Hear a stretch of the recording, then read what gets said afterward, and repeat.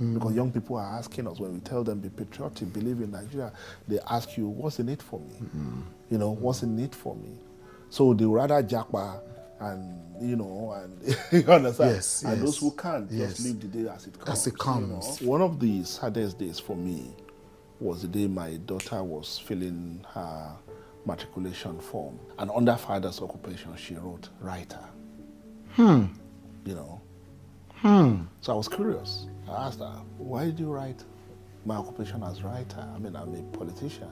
And she said, Daddy, you want me to write that my father is a politician, a Nigerian politician. So people will think I've come here on stolen money. It was a really, really provocative, I would say.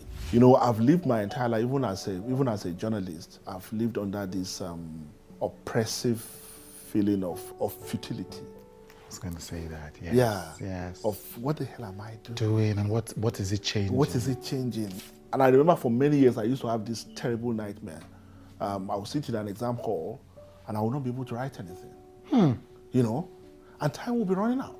Yes. And I learned something important. Right. It said they often tell us don't underestimate your enemy. But I also know that it could be equally debilitating to overestimate your enemy. So I learned something very significant from that. But what you saw in 2015 was that almost the entire nation was mobilized behind the idea of change. Yeah.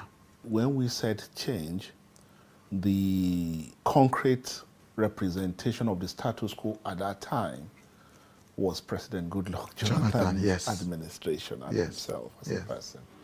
You know, whereas the change that Nigerians desired was a lot more comprehensive. Yes. And so when Nigerians lined behind the idea of change, it didn't matter what the alternative was. Yes. They just wanted something different from the status quo. Yes. I'm going to run for the Senate. I plan to run for the governor, but the party zoning thing, you know, took it to other side, another part of the state where I didn't come from. You know, so I decided to go to the Senate. I told myself that I'm going to be one of the people that will give politics a good name. If people are giving politics a bad name, to the extent that our children are not proud to say they are politicians.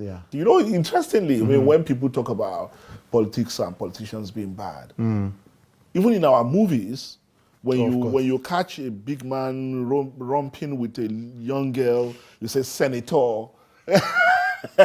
honorable. Yeah, senator and honorable are the go-to. You understand? They are the go-to for villains, for bad things. Villains for bad things about politicians, you know. And I must say unfairly so, you know, but that's how we unfairly so. I mean, there are some justifications, but I think there's a lot more to all that than that, you know. So now I'm going to be part of that.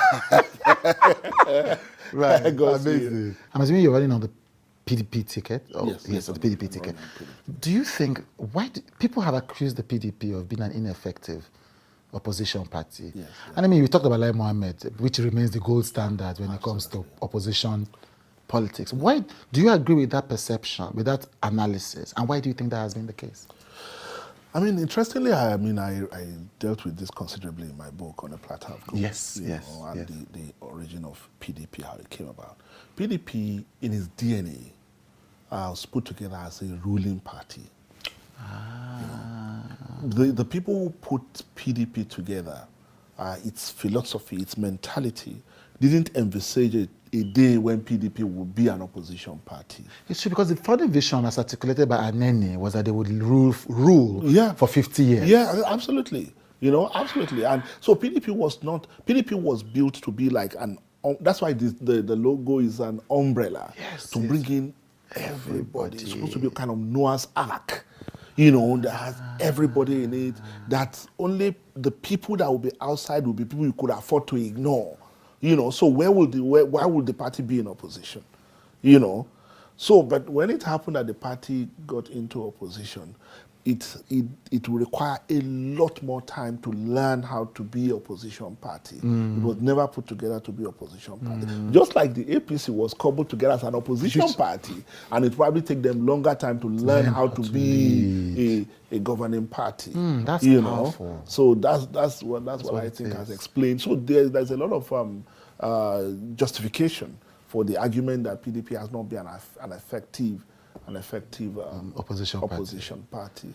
2023, do you believe that Nigeria will survive it?